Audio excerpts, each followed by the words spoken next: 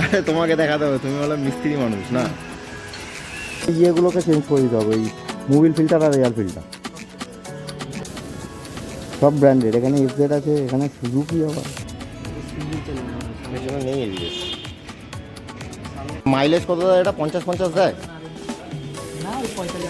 45। এটা লেগে যাবে না দেখি? লাগবে না, লাগবে আবার চা কিনছো সেটা তো 70 টাকা বুঝেছো? হ্যাঁ, এই চলে যাবে, বছর দুয়েক চলে যাবে। আমার মনে হয় এইটা তো মনে হয় খুলতেই হবে, এটা না খুললে হবে? Hi friends, hi again, welcome to our channel travel bag. আর আজকে আমি ক্যামেরার সামনে বিকজ আমি তোমাদের সাথে কিছু শেয়ার করতে চলেছি মানে আজকে একটা প্ল্যানিং আছে। প্ল্যানিং বলতে একটা প্রবলেম হয়ে গেছে বাইকে, তো সেটাকে এখন ঠিক করতে হবে, না হলে রাইড করা একটু প্রবলেম হয়ে গেছে। তো কালকে সারা রাত অলরেডি নাইট করেই এসেছি। এমনি মুখ থেকে বুঝতে পারছো যে এমনি ঘুমটা খুবই দরকার, কিন্তু কিছু করার নেই। এখন এমন একটা প্রবলেম চলে এসেছে বাইকে, যে প্রবলেমটা ঠিক করতে হবে। ফার্স্ট প্রবলেম, অ্যাকচুয়ালি দুটো প্রবলেম এসছে। ফার্স্ট প্রবলেম একটা হলো বাইকের চাকা থেকে হাওয়া লিক করছে, সামনের বাইকের চাকা থেকে। কোনো লিক নেই কিন্তু রিম থেকে বেরোচ্ছে, তো ওটাকে গিয়ে ঠিক করতে হবে। আর সেকেন্ড কথা হলো বাইক প্যাডেলটা, মানে আমার যে গিয়ারের প্যাডেল আছে লেফট সাইডে 180, ওটা একটুখানি ব্রেকডাউন হয়ে গেছে। ব্রেকডাউন হয়েছে মানে ওটা একটু লুজ হয়ে গেছে, তো ওটা মাঝে মাঝে ওখান থেকে ডিসলোকেট হয়ে যাচ্ছে, তো ওটাকে চেঞ্জ করতে হবে। তো অ্যাকচুয়ালি মাল পাওয়া যাচ্ছিলো না বলে আমি চেঞ্জ করাতে পারছিলাম না, ইভেন আমারও এমনিও টাইম হচ্ছে না। তো আজকে ফোন করেছিলাম, তো বললো যে মালটা চলে এসছে, তো দুটো কাজ একসাথে করে নেবো। তো চলো ডাইরেক্ট দেখা হচ্ছে রাইডিং মোডে।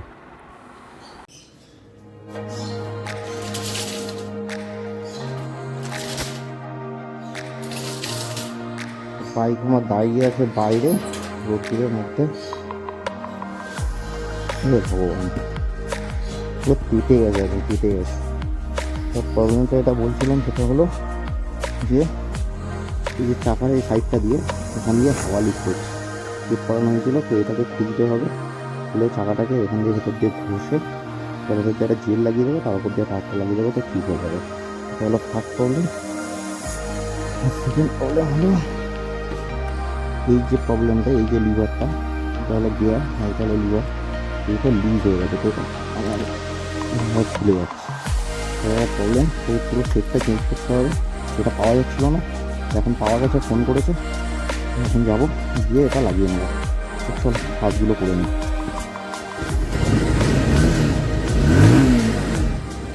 So friends, again welcome to hour riding mode.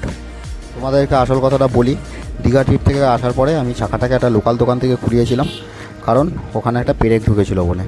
পেরেকটা ঢোকানোর পর ওর লিকটা ঠিক করে দিয়েছে, আর চাকাটাকে খুলে মানে টায়ারটাকেও খুলেছিল। আরে কাকা কীভাবে আসছে দেখো, এরা হর্নও মারছে না, এরকমভাবে ঢুকে যাচ্ছে। তো তারপর থেকে আর চাকায় হাওয়া থাকছিল না বলে আমি একটা এক্সপার্টকে দেখাই, তারপরে এক্সপার্ট থেকে ওখান থেকে বলে যে এটা রিম থেকে বেরোচ্ছে, তো এখন রিমটাকে কাজ করতে হবে। চাকায় কোনো সমস্যা নেই, রিমে সমস্যা আছে। আরে বাঁদিকের মাঠটা দেখো, এখানে কিন্তু আমি ছোটোবেলায় অনেক খেলাধুলা করেছি, তখন স্কুলে পড়তাম। আর এখানে একটা ভালো জায়গা আছে, সেটা তোমাদের বলি। এই দেখো সামনে যে বিল্ডিংটা দেখতে পাচ্ছ মাঠের ওপাশে, সেটা কিন্তু রবার্ট ক্লাইভের বাড়ি। তো রবার্ট ক্লাইভ মানে হলো আমাদের বেঙ্গলের সবার প্রথম যে গভর্নর ছিলেন, তিনি হলো রবার্ট ক্লাইভ। তো চলো একটুখানি বাড়িটা একটু ঘুরে তারপরে ওখানে যাব। আগে ঘুরে নিই বাড়িটা, তারপর আবার নিয়ে যাব। তো তোমাদের একটা ছোটো ট্রিপ করিয়ে দিই এখানকার, চলো।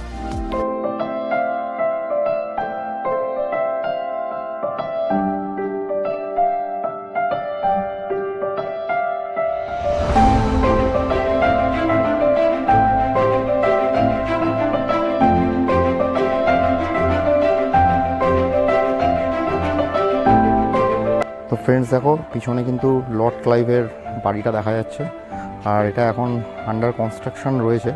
এই বাড়িটা কিন্তু ইংরেজদের দ্বারা তৈরি কলকাতার সবথেকে পুরনো বাড়ি। আর এই বাড়িটা কিন্তু লর্ড ক্লাইভ নিজে থাকতেন। লর্ড ক্লাইভের কথা মনে পড়ছে কি? লর্ড ক্লাইভ উনি, যিনি পলাশির যুদ্ধে সিরাজদৌল্লাকে হারানোর পর বাংলার ক্ষমতা নিজেদের অধীনে করে নেন, অ্যান্ড প্রথম বাংলার গভর্নর অফ জেনারেল। পলাশির যুদ্ধ শেষ হয়, তারপরে কিন্তু উনি এই বাড়িটা নির্মাণ করা স্টার্ট করেন, আর তারপরে নির্মাণটা কমপ্লিট করার পরে তারপর উনি এখানে থাকতেন। ইন্ডিয়ান গভর্নমেন্ট থেকে এটাকে হেরিটেজ সাইট ঘোষণা করা হয়েছে, আর এটা এখন প্রায় ভগ্নপ্রায় অবস্থা। এটাকে এখন কনস্ট্রাকশন চলছে, এটাকে রিপেয়ার করার চেষ্টা চলছে। তো হোপফুলি খুব ভালোই হয়, বাড়ির খুব সামনে। এটা যদি মিউজিয়াম করে দেওয়া হয় তাহলে খুব ভালোই হয়। তো এটা নিয়ে আমি ডিটেলসে অনেক কিছুই বলতে পারতাম, কিন্তু এখন আমার বাইক রিপেয়ার করতে যাওয়ার একটা তাড়া রয়েছে। তো আগে এখান থেকে বেরিয়ে যাব বাইক রিপেয়ার করতে, তারপরে নেক্সট কোনো একটা এপিসোডে তোমাদেরকে এইটা সম্পর্কে একটা ডিটেলস ভিডিও কিন্তু দিয়ে দেবো।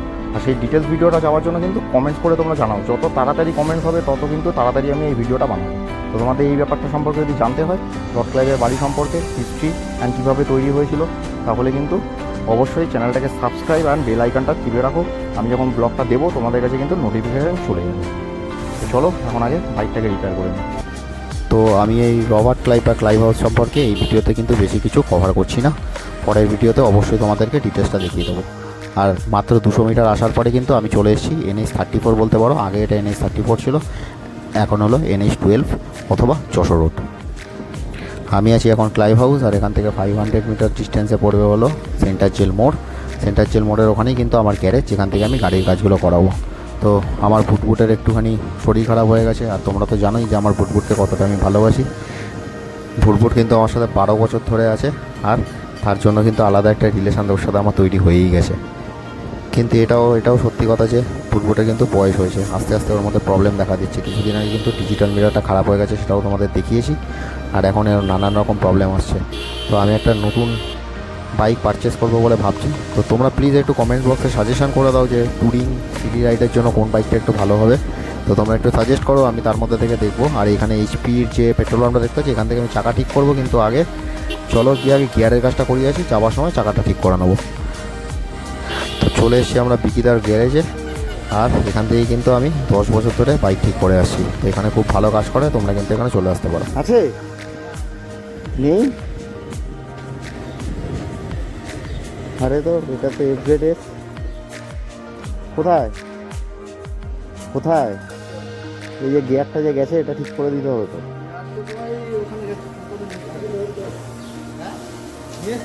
নিয়ে এসছে, আমাকে বললো তো আসতে। ঠিক আছে, করে দাও। সব ব্র্যান্ডেড, এখানে FZ আছে, এখানে সুজুকি আবার।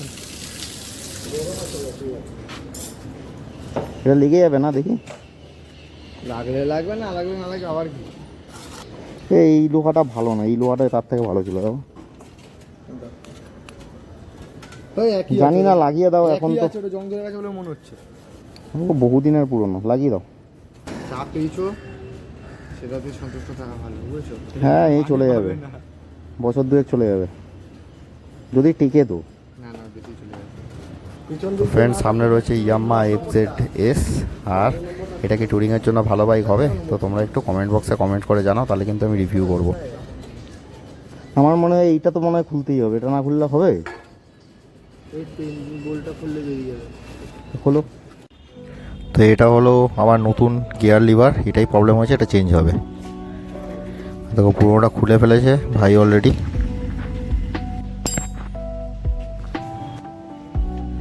নতুনটার মধ্যে বিয়ারিং নেই, বাজাজের অরিজিনাল পার্টস এসেছে, তার মধ্যে বিয়ারিং নেই। তো বাজাজ রিকোয়েস্ট করছি, প্লিজ এগুলো প্রোভাইড করা উচিত, কারণ এগুলো পুরনো কেন লাগাবো? তো আমি যখন পুরো সেটটাই চেঞ্জ করছি, তো আমি কেন পুরনোটাই লাগাবো? বাজাজ যেহেতু অরিজিনাল পার্টসের সাথেও বিয়ারিং দেয়নি, তো তার জন্য পুরনোটাকে এখন লাগিয়ে দেওয়া হচ্ছে। এটা আমার পুরনো লিভারটা, আর এই হোলটার মধ্যে থাকে হলো একটা বিয়ারিং। তো বাজাজের কাছে রিকোয়েস্ট, প্লিজ এগুলো অ্যাটলিস্ট প্রোভাইড করো। নতুন পার্টস কিনছি, অরিজিনাল পার্টস কিনছি, এটা প্রোভাইড করো প্লিজ। লেগে গেছে ওটার মধ্যে, নতুন লিভারের মধ্যে বিয়ারিংটা সেট হয়ে গেছে, তো কোনো প্রবলেম হয়নি। আর এটা লেগে গেলে কিন্তু আমার ভুটভুট আবার সুস্থ হয়ে যাবে। এই নাটটা টাইট দিলেই কাজ শেষ। অ্যাকচুয়াল প্রবলেম স্টার্ট হয়েছিল আমার এই সিঙ্গেল স্ট্যান্ডটা লুজ হয়ে যাওয়ার জন্য। এই লুজ হয়ে যাওয়াতে সিঙ্গেল স্ট্যান্ডটা বারবার গিয়ে এই লিভার জয়েন্টটাতে বাড়ি খাচ্ছিলো, আর তার থেকে কিন্তু গ্রুপটা পুরো খুলে চলে এসেছিলো ওখান থেকে। এটাকে একটু টাইট দিয়ে দাও। হ্যাঁ, সিঙ্গেল স্ট্যান্ডটাকে একটু টাইট দিয়ে দাও।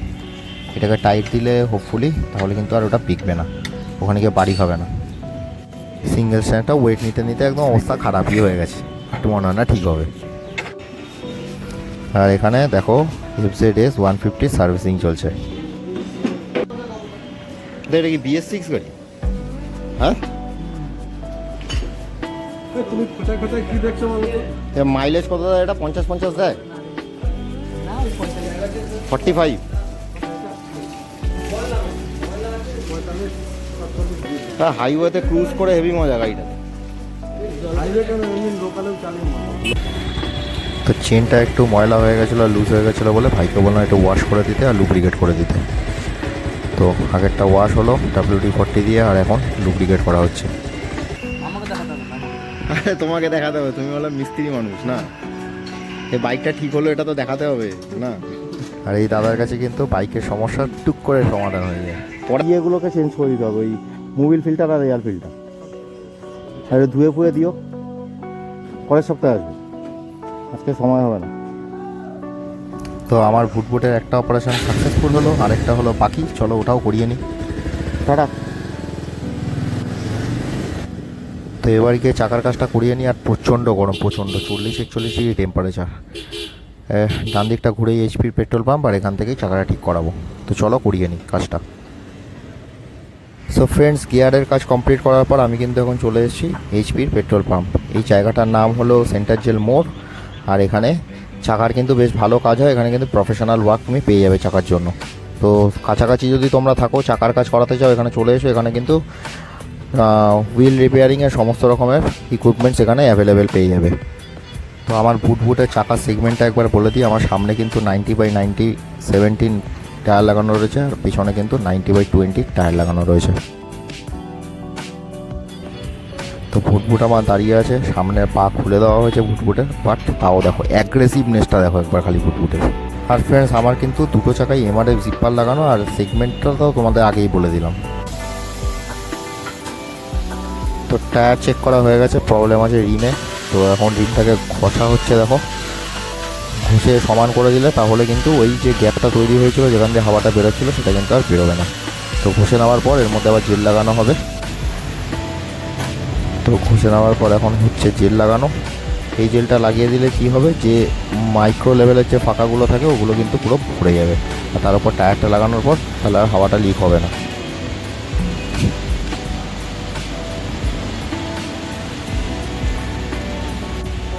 তো ফার্স্টে রিমের মধ্যে জেল লাগানো হলো, এবার টায়ারের মধ্যে জেল লাগানো হচ্ছে, টায়ারটাকে মোছা হচ্ছে, এরপর জেল লাগানো হবে।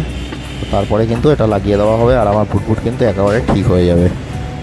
আর কত কী খরচা পড়ছে আমি তোমাদের বাড়িতে গিয়ে তারপর বলছি। এখন প্রচণ্ড গরম, তো এত গরমের মধ্যে এখানে দাঁড়িয়ে থাকাও যাচ্ছে না, কিন্তু কিছু করার নেই, বুটের জন্য তো এইটুখানি করতেই হবে। টাকাটা একটু সোজা উল্টো দেখে বসিয়ে।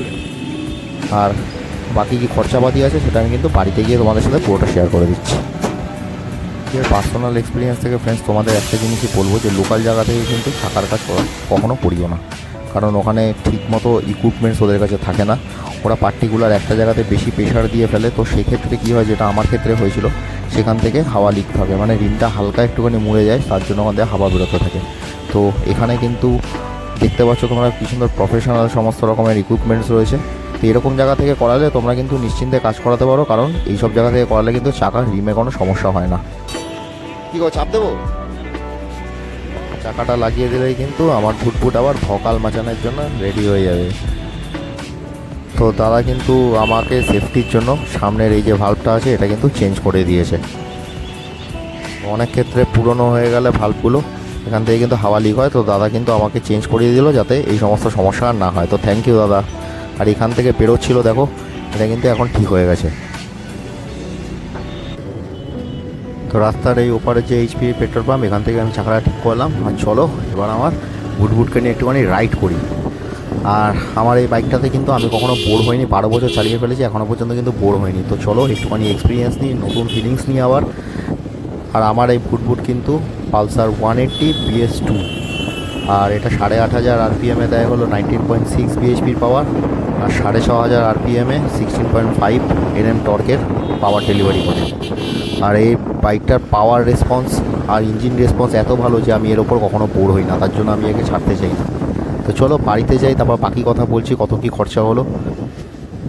আর আমার এই বুট কিন্তু mid range cruising, highway cruising and লোকালে মানে বাজারে মার্কেটের মধ্যে চালানোর জন্য কিন্তু অসাম পারফরমেন্স দেয় আমাকে। আমি এর উপর কখনোই বড় হইনি। আর চলো ভিতরে যাই, তারপরে তোমাদেরকে পুরো কাজটা সম্পর্কে আর কত টাকা খরচা হলো তার রিভিউ দিচ্ছি। তো ফ্রেন্ডস, চলে এসেছি এখন বাড়িতে। আর আমার মুখ চোখ দেখে বুঝতে পারছে বাইরে এখন প্রচণ্ড গরম, প্রচণ্ড 41 ডিগ্রি টেম্পারেচার দেখাচ্ছে। আমার বেরোতে তো একটু ইচ্ছা করছিল না, কিন্তু কি করা যাবে, বাইকটা যদি না ঠিক করি তাহলে তো আমাকে রাইড করতে পারবো না। তো তার জন্য বেরোতেই হয়েছে। তো অ্যাকচুয়ালি যে প্রবলেমটা হয়েছিল সেটা তোমাদের একটু দেখিয়ে দিই, দেখো। তো এইটা হলো আমার মানে যেটা চেঞ্জ হয়েছে অ্যাকচুয়ালি, নতুনটা লাগানো আছে, তোমার দেখালাম এক্ষুনি যেটা লেগেছে। আর প্রবলেমটা হলো যে এইটা হলো আমার গিয়ারের প্যাডেল, আর এটা এখানে একটা বোল্ট থাকে, আর সেটার মধ্যে এইটা এরকমভাবে ঢোকানো থাকে, তার উপর দিয়ে এরকম একটা রবারের ক্যাপ লাগানো থাকে। তো প্রবলেমটা হয়েছিল যে সিঙ্গেল স্ট্যান্ডটা আমার এতটা লুজ হয়ে গেছে যে এটার মধ্যে বারবার ঠেকছিল, তো ঠেকতে দেখতে এইটা পুরোটা ব্রেক হয়ে গেছে, মানে এটা মাঝে মাঝে এরকম বেরিয়ে চলে আসে বাইরে।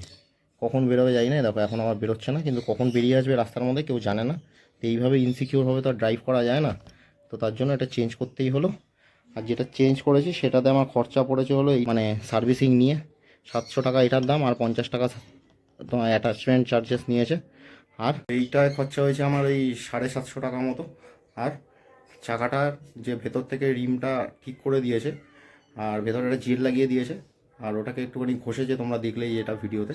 তো সেক্ষেত্রে ওখানে খরচা হয়েছে 350 টাকা মতো। তো টোটাল আমার কস্ট লেগেছে হলো 750 প্লাস 350, মানে ওই অ্যারাউন্ড 1100 টাকা মতো আমার আজকে খরচা হলো। কিন্তু কী আর করা যাবে, এই খরচাগুলো না করলে তো রাইড করা যাবে না। তো চলো এখানেই ব্লগটা শেষ করে দিচ্ছি, ভালো লাগলে সাবস্ক্রাইব করে দাও চ্যানেলটাকে। আর ততক্ষণের জন্য টাটা, বাই বাই। ব্লগে দেখো, ব্লগ দেখো, stay tune and take care. দেখা হচ্ছে পরের কোনো এপিসোডে।